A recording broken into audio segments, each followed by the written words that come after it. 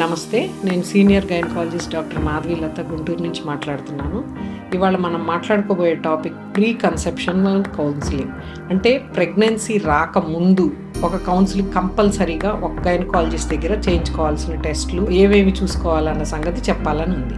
ఇది ఎందుకంటే అందరూ ప్రెగ్నెన్సీ వచ్చాక 3rd మంత్ తర్వాత బాగా కనపడుతుంది, అప్పుడైతేనే బాగుంటుందని చెప్పి 3 months వరకు పేషెంట్స్ యాటిట్యూడ్ 3 months తర్వాత చూపించుకుందామని వెయిట్ చేస్తున్నారు. కానీ ఆ లోపు కొన్ని ఇబ్బందులు ఎదుర్కొంటున్నారు.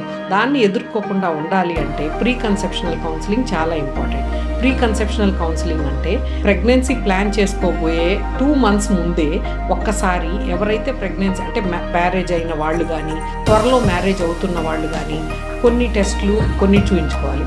ఒకటి బరువు అధిక బరువు ఉంటే కరెక్ట్ చేసుకోవాలి. రెండోది హీమోగ్లోబిన్ తక్కువ ఉండటం కానీ, sugar, thyroid, creatine, kidney function test మినిమంగా ఇవి ఎట్లా ఉన్నాయో ఒకటి చూసుకోవాలి. తర్వాత రుబెల్లా వ్యాక్సిన్ అని ఒక వ్యాక్సిన్ ఉంటుంది. ఈ వ్యాక్సిన్ వేయించుకుంటే కనుక అబార్షన్స్ అవ్వకుండా ఉంటాయి. ఇంకొకటి వాళ్ళ బ్లడ్ గ్రూప్ ఒకటి తెలుసుకోవాలి.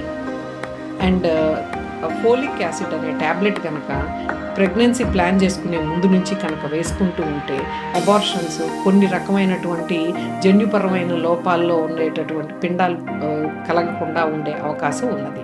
ఇంకొకటి వేరే ఇబ్బందులు ఏమన్నా అంటే స్కాన్ కూడా కంపల్సరీగా చేయించుకోవాలి. కొంతమందికి ఇప్పుడు లేట్ మ్యారేజెస్ అట్లా ఉన్న వాళ్ళకి కానీ, లేదు మామూలు ఏజ్లో మ్యారేజ్ అయిన వాళ్ళకి కూడా ఫైబ్రాయిడ్ గడ్డలు కానీ, ఎండోమెట్రియోసిస్ కానీ ఇవన్నీ కొన్ని తేడాలు ఉంటున్నాయి.